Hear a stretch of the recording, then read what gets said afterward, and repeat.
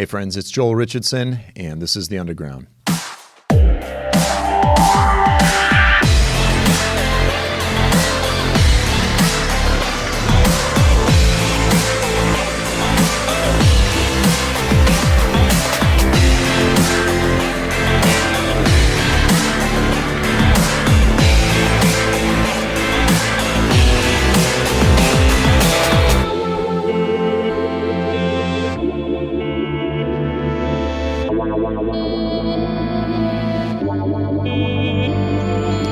Welcome to this week's episode of The Underground, a program that explores the testimony of the biblical prophets, the gospel of Jesus Christ, current events, and how all of these things relate to you and me.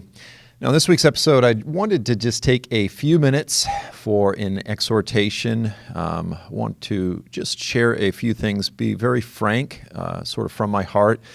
And I also want to talk briefly about my new book, The Mystery of Catastrophe, co-authored with Nathan Graves. We talked about it a bit in the last episode, and I want to follow up and share a few more things concerning this book, just issues that have been on my heart. So in this week's episode, I want to talk about some of the dangers of studying biblical prophecy. Now, I know anyone who has followed this program for any amount of time, you know that I am essentially a prophecy teacher. I teach on the issue of Bible prophecy quite a lot. I mean, a lot of the books that I've written, most of the books that I've written, the primary focus has been the issue of biblical prophecy. Now, I want to be real clear. I believe that studying biblical prophecy, even future, unfulfilled, speculative eschatology is important. So let me begin by just looking at a few passages. And by the way, let me say this before I sort of jump into these two passages. I am a big fan of Fiddler on the Roof.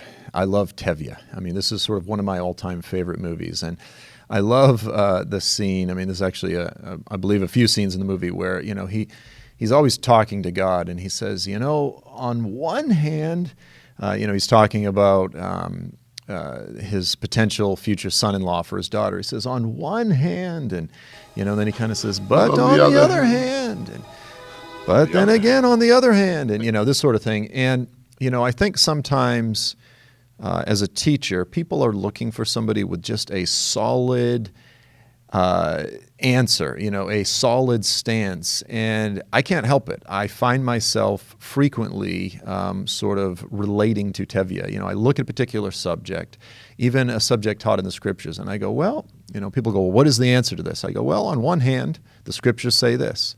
On the other hand, the Scriptures say this. And so I like to just sort of let the Scriptures speak for themselves. I go, look, the Scriptures say this. On the other hand, it says this. And here is how we can sort of reconcile these two different, seemingly sometimes not necessarily contradictory, but sometimes different issues or perspectives that might be a little bit at odds.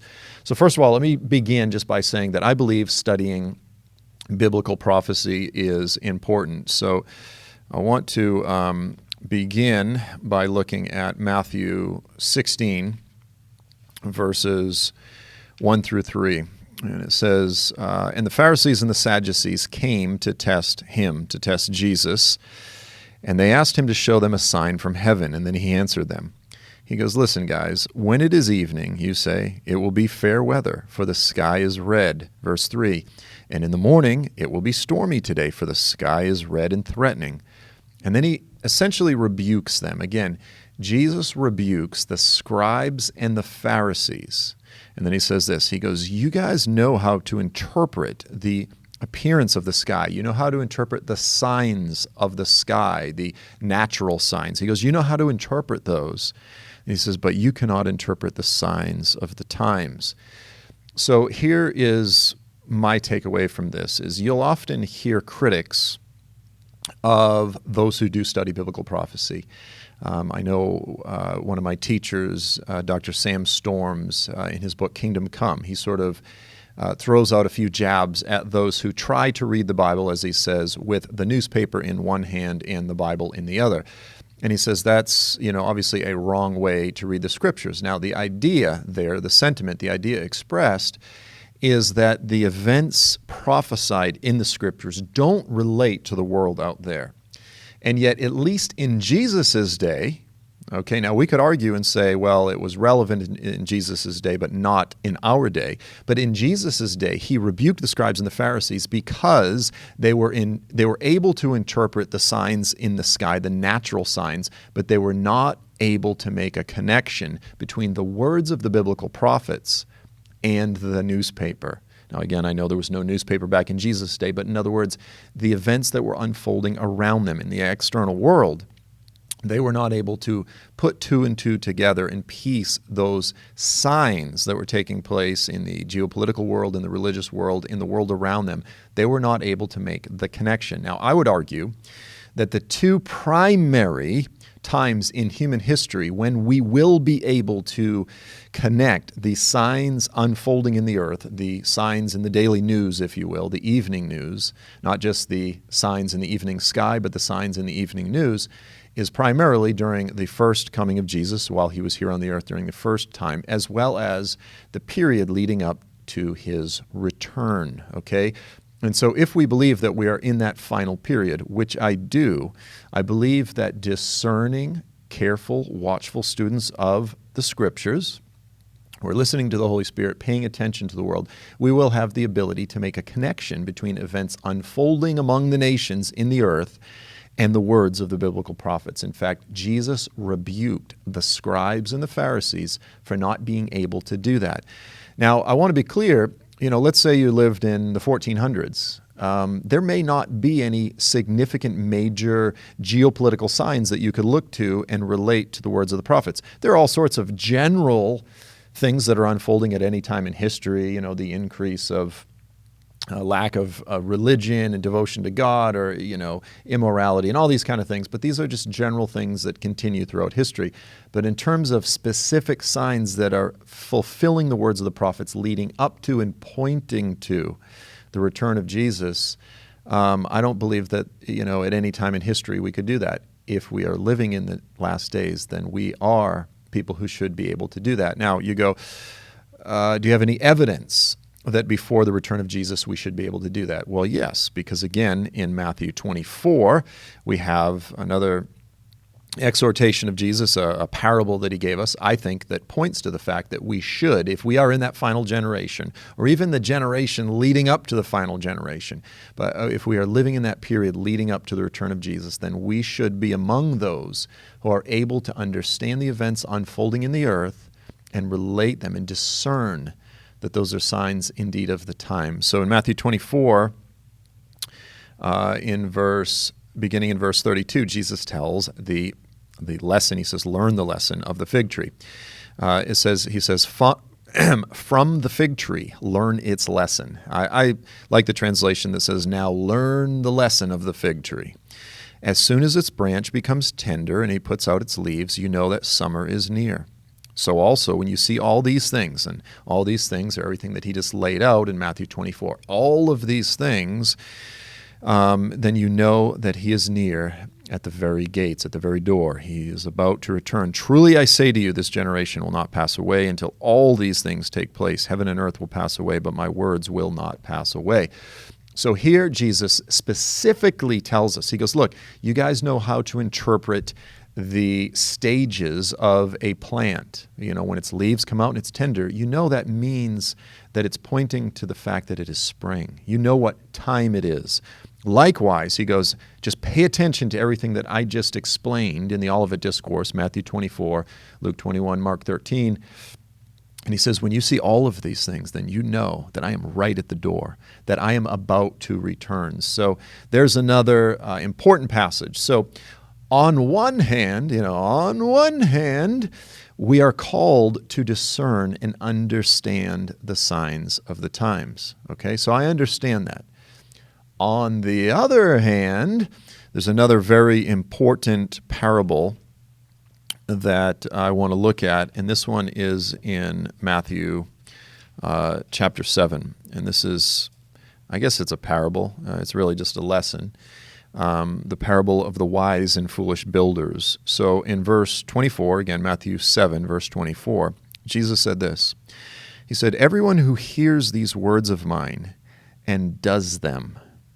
So everyone who hears and discerns and understands my words and does them is like the wise man who built his house on a rock.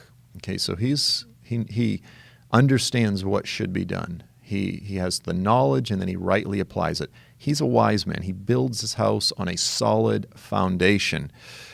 And the rain fell, the floods came, the winds blew and beat on that house, but it did not fall because it had been founded on the rock.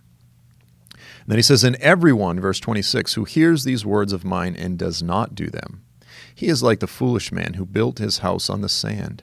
The rain fell, the floods came, the winds blew and beat against that house, and it fell, and great was that fall.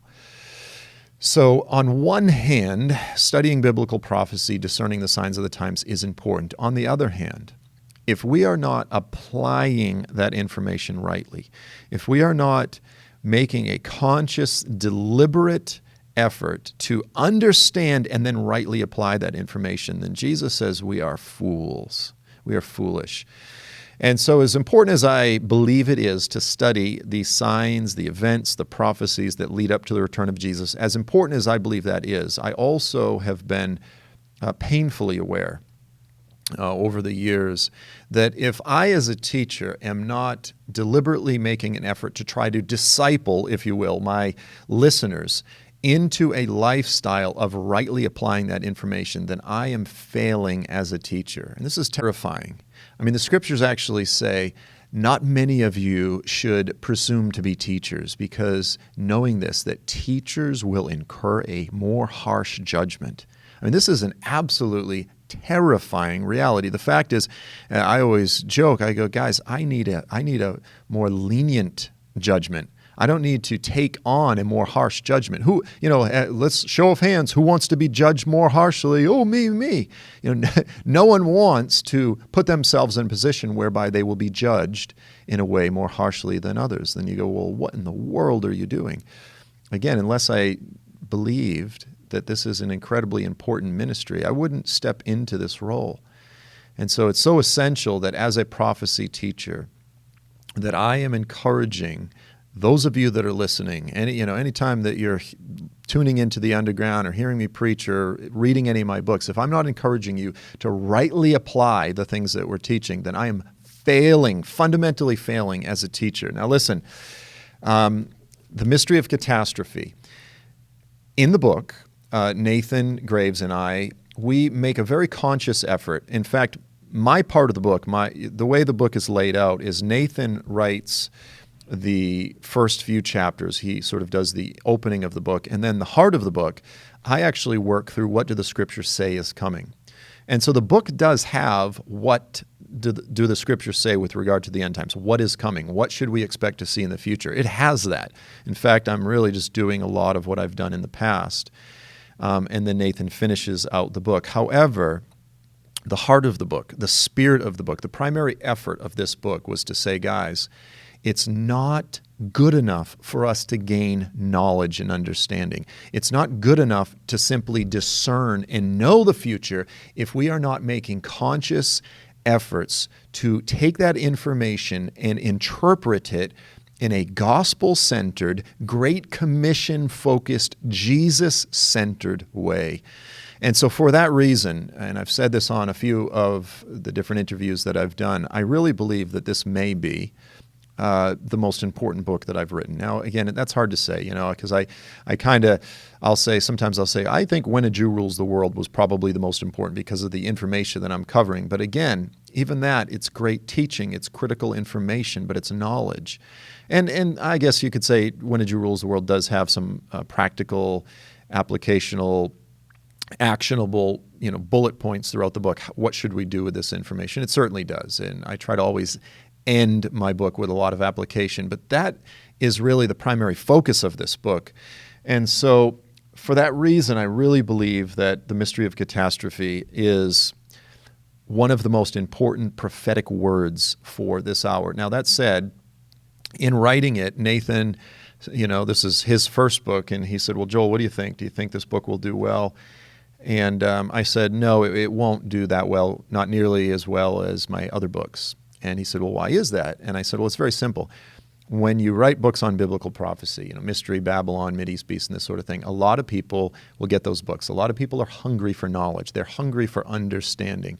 But when you write a book like this, which is essentially, by the way, How to Follow Jesus 101, take up your cross and follow me, you're not going to have a broad number of people that are going to really be interested in that. Now, if you write a book on victorious living or 7 steps to living the triumphant lifestyle, this sort of thing, how to succeed and prosper in all you do, plenty of people will buy those books. Everyone's looking for an edge to try to enjoy life or make it through life more successfully and that sort of thing. But when you put out a book that is, embrace the cross today, by and large, unfortunately, even this audience, and I believe that I have a very mature,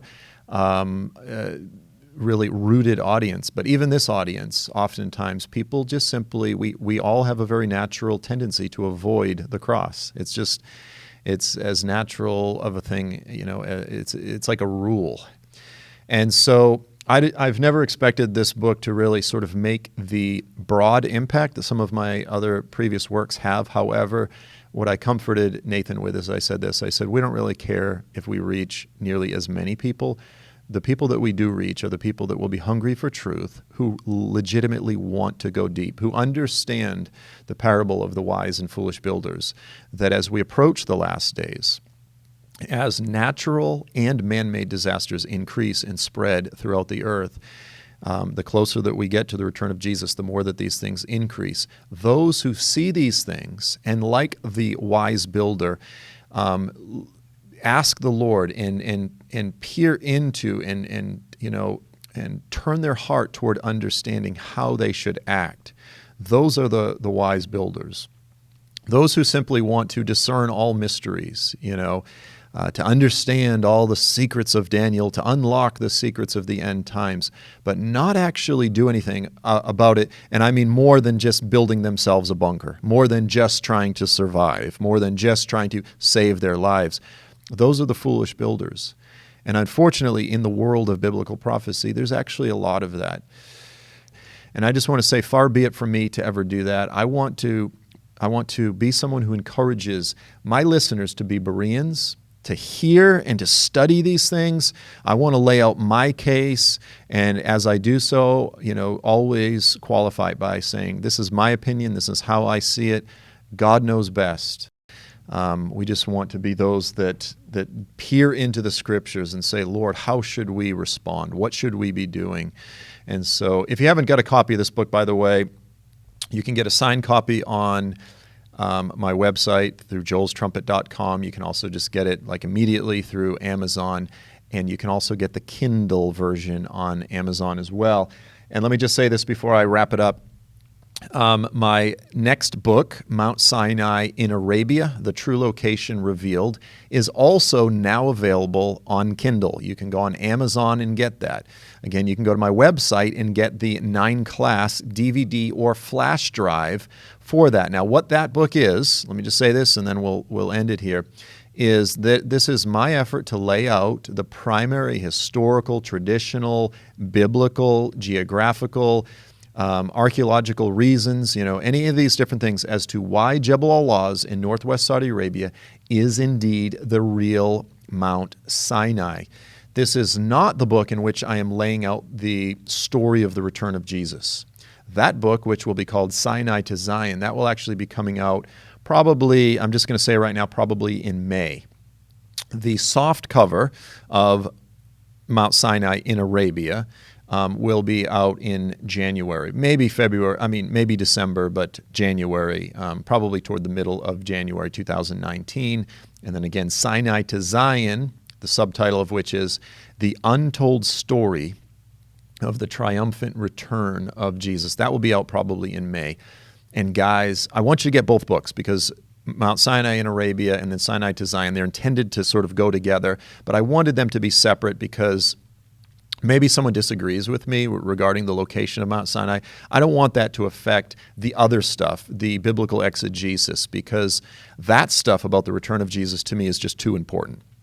I don't want anyone to lose that message. I'll say this. I really believe that Sinai to Zion is going to be my most exciting, just most exhilarating, spirit energizing book that I've written to date. It's just about the return of Jesus, the story of redemption, why Jesus has to return, and how it relates to the Exodus is just... Every time I sit down and work on it, I get more and more excited. I really think this is going to be my best and most exciting book ever. However, Mount Sinai in Arabia is sort of the foundation for that. So grab yourself a copy of the Kindle if you don't have one yet. Again, the soft cover will be out early to the middle of January. I think the official release date is January 22nd. And then again, if you're more of a visual learner, you can get the DVD or flash drive, which is 9 classes, 9 sessions. So anyway, kind of all over the place this week, but just some issues on my heart. I just wanted to sort of throw them out there. I want to continue to move forward with a very pastoral, sober attitude. This is not just a place to achieve enlightenment and gnosis and secret knowledge and this sort of thing. Yes, we want to study the biblical prophets. Yes, we want to understand those things, but most importantly, we want to be like the wise builder, and we want to rightly apply these things. We want to be prepared to stand before him on the day of judgment. And if I've helped just 5% of those that are listening to, paying attention to the underground to do that, then I've been successful. But far be it from me if I don't at times try to steer things back to what it's really all about. So anyway, I hope you heard my heart in this. I appreciate you being with us. Look forward to seeing you next week. Until then, I'm Joel Richardson, and this is The Underground.